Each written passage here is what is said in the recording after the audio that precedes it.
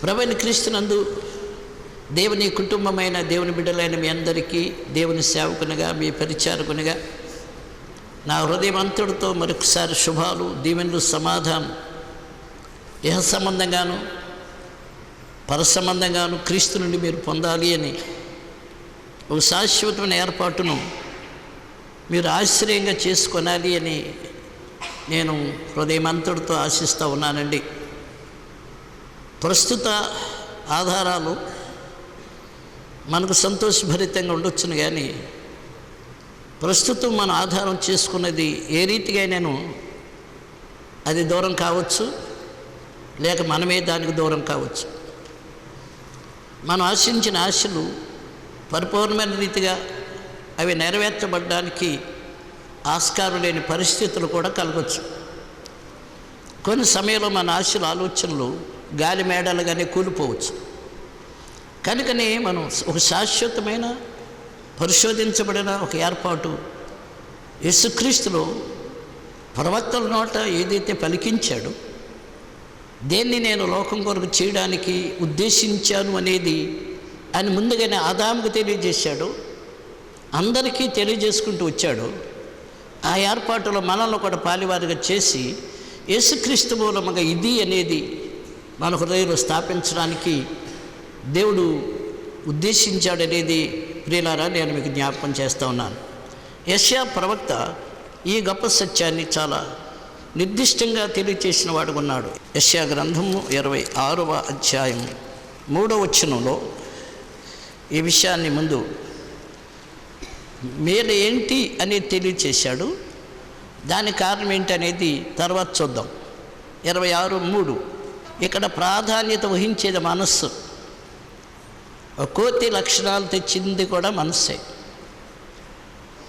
కఠినపరుచుకునేది కూడా మనస్సే, స్వీకరించడం కానీ తృణీకరించడం కానీ చేసేది మనస్సు. మనస్సును స్వాధీనం చేసుకునుట అది తేలికైంది కాదు అంటాడు రాజైన సొలొమోను. ఒక పట్టణమును ఒక పట్టుకొనుట కంటే ఒక మనస్సును స్వాధీనం చేసుకునుట కష్టము అనేది తెలియచేశాడు. కానీ మనస్సు యొక్క స్థానం మానవ జీవితంలో, ఒక వ్యక్తి యొక్క జీవితంలో చాలా ప్రాధాన్యత వహించేది ఉంది.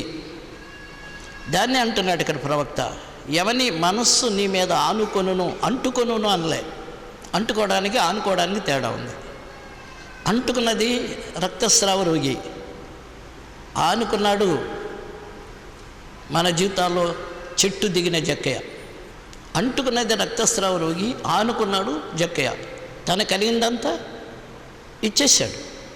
పేదలకు 4 గంతలు. నేను ఎవరి దగ్గర అన్యాయం సగం పేదలకు అన్యాయంగా తీసుకుంటే 4 గంతలు. కనుకనే ఒక వ్యక్తి ఏ ధనాన్ని ఆధారం చేసుకున్నాడో ఆ ధనాన్ని తన నుంచి దూరం చేసుకోవడానికి ఎప్పుడైతే ఇష్టపడ్డాడో, ఇతడుని అబ్రహాము కుమారుడే, నేడు ఇంటికి రక్షణ వచ్చింది అంటాడు యేసయ్య.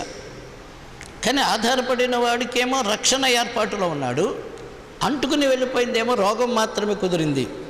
అంటే రోగాలు కుదరవా అంటే వీళ్ళందరూ మాకు వల్ల ఈ రోగాలు కుదిరాయి, ఈ కార్యాలు జరిగాయి అని చెప్పేది అబద్ధమా? జరుగుతాయి, యేసునామలో జరుగుతాయి. నా నామలో జరగదు, కానీ యేసునామలో జరుగుతుంది. ఒకవేళ జరిగిన దాన్ని బట్టి నేను ప్రార్థన చేసి జరిగిందని ఆ పెద్ద గొప్పు నా బ్రతుకుని ఒక దెబ్బ కొట్టి పడగొట్టవచ్చు.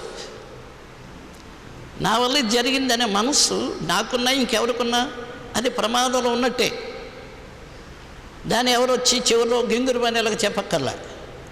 అది యేసునామలో జరిగేది అది. కాబట్టి క్రెడిట్ ఆయనకు పోతుంది. నేను నా బ్యాంకులో ఏమాత్రం ఉందని వెళ్ళాను అనుకో, నా బ్యాంకులో అంటే నీ బ్యాంక్ ఏంటయ్యా, నీ నీ నీ నీ అకౌంట్లో ఏమీ లేవు అన్నారనుకో, మరి దెయ్యాలు పోయినాయి, రోగాలు బాగాయినాయి, ప్రవచనాలు చెప్పాను, ఇవన్నీ చెప్పాను కదా, మరి అవన్నీ లెక్కలు పడలేదా అంటే ఏమంటాడు? అది యేసు గారి లెక్కలు పడ్డాయి. ఎందుచేత ఇవన్నీ యేసు నామంలో, ఆయన నామంలో ఇవన్నీ జరిగాయి కనుక క్రెడిట్ అంతా ఆయనదే. మనమేమో అందుకే మీరెవరో నాకు తెలియదు అన్నాడు ఆ రోజున. నేను ఎన్నడూ మిమ్మల్ని ఎరగను అన్నాడు. మనమేమో వాళ్ళని నెత్తి మీద పెట్టుకుని పూజ చేస్తాం. వాళ్ళే దేవుడికి ప్రతినిధులు అంటూ ఒక రీతిగా చెప్పాలంటే వాళ్ళే దేవుడు అన్నట్టుగా వాళ్ళ కాళ్ళకు పట్టిన మట్టి కూడా తినేవాళ్ళు ఉన్నారు. సమాధుల మీద మట్టి తినడం అలా ఉంచండి. వాళ్ళు నడిచిన స్థలాల్లో ఆ పాదం పడిన చోట మట్టి తీసుకుని తిని రోగులు బాగయ్యారని చెప్పాడు ఒక పెద్ద ఆయన. కానీ చాలా ప్రమాదకరమైన పరిస్థితుల్లో మనం మన పునాదులు ఏ రీతి ఉంటున్నాయనేది జాగ్రత్తగా గమనించాలా. కానీ ప్రభువు చెప్పింది ఏంటంటే ఆనుకొనుట అంటుకొనుట. ఇదంతా అంటుకునే రకం, ఆనుకునే రకం కాదు. ఆనుకోవాలంటే అది బండ అయి ఉండాలి. అది బండ అయితేనే కానీ అది మన మోయలేదు. తర్వాత ఏముందో చూడండి, వానిని నీవు పూర్ణ శాంతి కలవానిగా కాపాడుదు, ఏలైనగా అతడు నీ అంత విశ్వాసం ఉంచినాడు. అంటే ఒక పూర్ణమైన శాంతి అంటూ ఒక వ్యక్తి పొందినవాడు ఉండాలంటే ఆ వ్యక్తి ఏం చేసేవాడు ఉండాలి? ఆనుకునేవాడు ఉండాలి. ఆనుకోవడం అంటే ఏంటి? విశ్వాసం ఉంచేవాడు ఉండాలి. నన్ను మోస్తాడు, నా బరువును మోయగలడు, నా సమస్యను తీర్చగలడు, నా అవసరతలు ఎప్పుడు తలెత్తినా ఆయన దానికి సరైన పరిష్కారం ఇవ్వగలడు అని. ఇప్పుడు ఆనుకోవడంలో ఏదో ఒక్క కార్యం కొరకే కాదు, జీవితంలో అన్నిటి విషయంలో కూడా ఆయన నా బాధ్యతను నిర్వర్తించగలడు. యెషయా గ్రంథం 28:16 ప్రభువు యెహోవా ఎలాగూ సెలవిచ్చుచున్నాడు. ఇంతకుముందు మనం విన్నాం కదా, సియోనులో అంటే సియోను నిర్ణయించబడిన స్థలం. సియోనులో ఆయన పునాది వేశాడు, రాయి వేశాడు. కనుకనే ఆయన నిర్ణయించుకున్న స్థలము కనుక దానిని ఆయన తృణీకరించేవాడు కాదు. ఆయన కోరుకున్న స్థలానికి ఈరోజు కాకపోతే రేపైనా వస్తాడు. ఒక మంచి ఇల్లు కట్టుకున్నావు అనుకో, ఎక్కడ ఉద్యోగం చేస్తున్నావు, నువ్వు రిటైర్మెంట్కు తర్వాత కానీ లేదా ఈ మధ్యలోనే ఆ ఊరికే నేను ట్రాన్స్ఫర్ చేశారనుకో, నీ ఇంట్లోకి నువ్వు వస్తావు. అదే నియమగా సియోనును ఆయన నిర్ణయించుకున్నాడు. ఆయన నిర్ణయ కాలంలో తప్పక వచ్చి సియోనులో పరిపాలన చేస్తాడు. It was established, no one can take it away. ఎవరు దాన్ని తీసి పాడేయడానికి ఆస్కారం లేదు. అందుకు చేతని చెప్పబడిన మాట చూస్తే ప్రభువు యెహోవా ఎలాగూ సెలవిస్తున్నాడు, సియోనులో పునాదిగా రాతిని వేసినవాడు నేనే, అది పరిశోధించబడిన రాయి, అమూల్యమైన తలరాయి, బహుస్థిరమైన పునాది అని మూలరాయి అయి ఉన్నది, విశ్వసించువాడు కలవరపడ్డాడు. మళ్ళీ విశ్వాసానికి లింక్ ఎక్కడికి వచ్చింది? పరిశోధించబడిన రాయి దగ్గరకు వచ్చింది. ఎలా పరిశోధించబడ్డాడు? ఆయన శరీరధారిగా ఈ లోకంలో సంచరించిన కాలంలో అనేక రీతులుగా ఆయన అవమానపరచబడ్డాడు. రాజకీయము మతము ఏకమై ఆయన ఎక్కడికక్కడే అభ్యంతరపరచడానికి ప్రయత్నాలు చేశాయి. సంఘకాలం వచ్చేసరికి విశ్వసించిన వారు ప్రభు కొరకు జీవిస్తూ కొన్ని కార్యాలు జరిగిన సందర్భంలో వారిని కూడా బెదిరించి విడిచిపెట్టినట్టుగా అపోస్తలుల కార్యం గ్రంథం 4వ అధ్యాయంలో చూస్తాం మనం. కానీ నేను ఎక్కడ చూచినాను, ఆనాడు కానీ ఈనాడు కానీ రేపు కానీ ప్రభు రాకడ ఆలస్యమైతే ఈ లోకము, ఈ లోకాధికారము, మతము, ఈ విప్లవము, ఈ సాంఘిక సంబంధమైన వాతావరణాలు ఈ లోకంలో ఏలుబడి చేసినంత కాలము. ఎందుకంటే ఇది శాశ్వతం కాదు, ఇదంతా పోయేదే. అశాశ్వతమైనది శాశ్వత నియమములోనికి దేవుడు ఎప్పుడైతే దాన్ని చేతులు తీసుకుంటాడో, ఎప్పుడైతే వెన్ హీ క్యాప్చర్స్ దాన్ని తీసుకుంటాడో, దాని పరిస్థితిని ఎప్పుడైతే ఆయన తరిమేసేవాడు ఉన్నాడో, అప్పటి నుంచి నిజమైన మహిమా సంబంధమైన ఏర్పాటును మానవ వ్యవస్థ పొందడానికి ఆస్కారం ఉంది. కనుక నేను లేఖనం చాలా స్పష్టంగా చెప్పేది ఏంటంటే, ప్రభువు యెహోవా ఎలా సియోనులో పునాదిగా రాతిని వేసి తిని అది పరిశోధించబడింది. జన్మత ఆ ఇంటి వారు ఆయన ఏ రీతిగా పట్టేవాళ్ళు అనుకున్నారు. చివరి బెల్జబూలు అని పేరు ఎలా పెట్టారు, చివరి ఏ రీతిగా పట్టుకుని అవమానించారు, పిడిగుద్దులు గుద్దారు, ముఖం మీద ఉమ్మారు, గడ్డం పట్టుకుని లాగారు. అదే నేను రాత్రి చెప్పాను వాక్యం. మనం యెషయా 50 అధ్యాయంలో చూస్తే 4, 5, 6 వచనాల దగ్గరకు వచ్చేసరికి 6వ వచనంలో ఏ రీతిగా ఆయన హింసించబడ్డాడు, ఏ రీతిగా సిలువ యొక్క వాతావరణం 6వ వచనంలో ఉంది. కానీ సిలువకు వెళ్ళే ముందు ప్రభువుని ఏ రీతిగా అవమానించారు, అందుకే అది పరిశోధించబడింది. అది ఊరికి ఇది తీసుకో, ఇది నమ్మేసి అని చెప్పేది కాదు. ప్రవక్తలు చెప్పిన విషయం ఈయన గుచ్చే. మరణ పునరుద్ధానాలు జరిగింది ఈయనలోనే. యెషయా ప్రవక్త, జకర్యా ప్రవక్త, లేకపోతే ఇతర ప్రవక్తల సమయాలు మొదలుకొని ప్రవక్తలందరూ దేనిని గురించి ప్రవచించారు అంటాడు. లోక వైద్యుడు అపోస్తలుల కార్యం 3:21 నుంచి చివరి వరకు వస్తే అబ్రహాము చెప్పింది, మోషే చెప్పింది, ప్రవక్తలందరూ చెప్పింది ఈయనే పరిశోధించబడిన రాయి అని. యేసుక్రీస్తునందు తప్ప ఎవరు పరిశోధించబడ్డారు?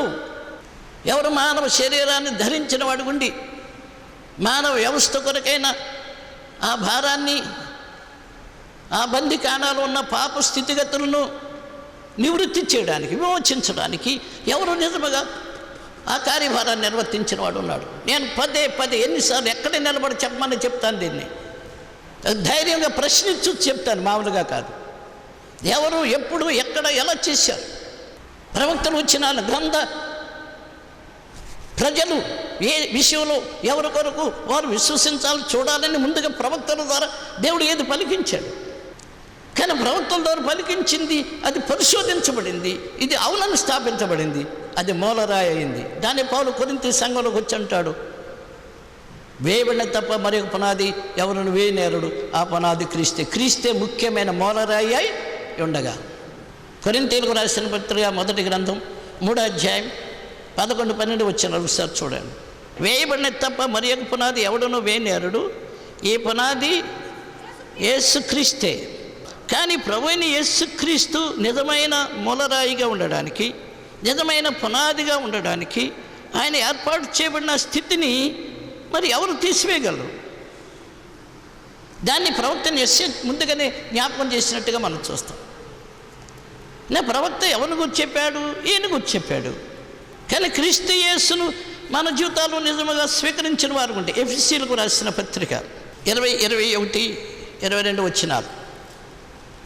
క్రీస్తు యేసే ముఖ్యమైన మూలరాయి అయి ఉండగా అపొస్తలులు ప్రవక్తను వేసిన పునాది మీద మీరు కట్టబడి ఉన్నారు. ప్రతి కట్టడమును ఆయనలో చక్కగా అమర్చబడి ప్రభునందు పరిశుద్ధమైన దేవాలయం ఒకటికి వృద్ధి పొందుతున్నది. ఆయనలో మీరు కూడా ఆత్మమూలముగా దేవునికి నివాస స్థలం ఉండుటకు కట్టబడుతున్నారు. పునాది మూలరాయి వేయబడిన తప్ప మరొకడు ఎవడు వేయలేడు. కానీ క్రీస్తు యేసును గూర్చి ప్రవక్త ఏదైతే ముందు ప్రవచించాడో, కానీ ప్రభువైన యేసుక్రీస్తునందు ప్రియులారా మనకు కలిగిన భాగ్యవంతమైన ఆ స్థితి రుజువులతో కూడినది, పరిశోధించబడిన రాయి, మూలరాయి, తలరాయి, దాని యందు విశ్వాసం ఉంచుట అనేది ఒక భాగ్యవంతమైన పరిస్థితి.